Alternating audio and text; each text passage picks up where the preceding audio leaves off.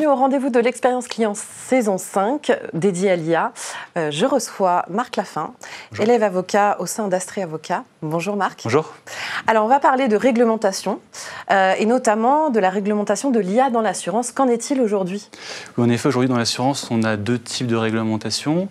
Une réglementation spécifique avec le règlement IA, donc c'est un règlement européen qui ici vient encadrer l'intelligence artificielle. Alors concrètement, le règlement IA fonctionne par une approche par les risques. Plus l'IA a un risque important, plus il y aura d'obligations contraignantes. Par exemple, les IA qui ont pour vocation la notation sociale sont interdites. Et dans l'assurance, une IA qui aura pour vocation l'évaluation et la tarification des risques, dans l'assurance vie, aura un risque élevé et donc des obligations fortes de sécurité, de transparence, surtout comment est-ce que l'IA arrive à sa décision dans son algorithme, et de sécurité. Ensuite, on a des réglementations plutôt communes, par exemple la protection des données personnelles, le devoir de conseil. Si on utilise une IA pour vendre un contrat, il faut évidemment respecter le devoir de conseil, l'obligation d'information, la LCBFT. Donc en fin de compte, on a bien une réglementation, il n'y a pas de faille juridique ou de faille temporelle.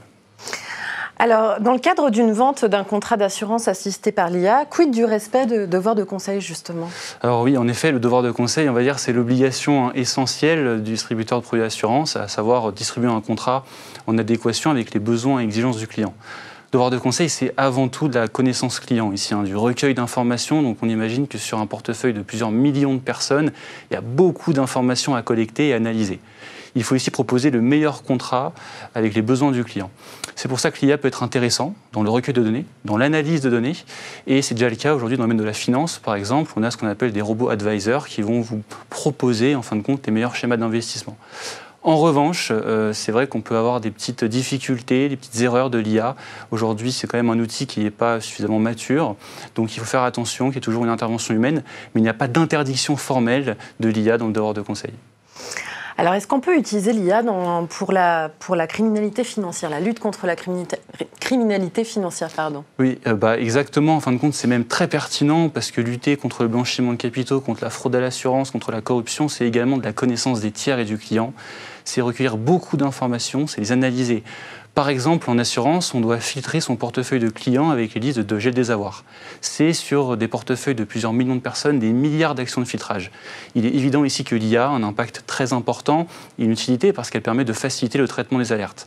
Aujourd'hui, la CPR a un outil qui s'appelle Lucia, qui permet aussi, avec l'IA, de surveiller les transactions financières dans le domaine bancaire. Donc c'est vraiment pertinent et pareil, il n'y a pas d'interdiction de la part de la réglementation. Il faut juste faire attention dans la prise de décision, parce que la lutte contre les infractions, c'est aussi parfois des refus de souscription de contrat d'assurance, et il faut toujours que l'humain ait une place importante dans la prise de décision. Et une dernière question, le traitement des réclamations avec l'IA est-il possible ? Alors oui, c'est possible, mais ici ma réponse sera plus nuancée, parce que le traitement des réclamations, c'est certes identifier une réclamation, la hiérarchiser, la classifier. Donc en effet, l'IA pourrait ici être pertinente.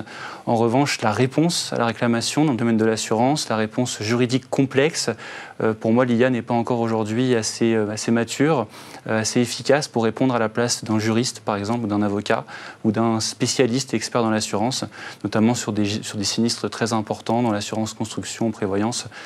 Ça peut être une aide, une assistance, mais pas totalement un remplacement. Merci beaucoup pour votre éclairage. Merci beaucoup.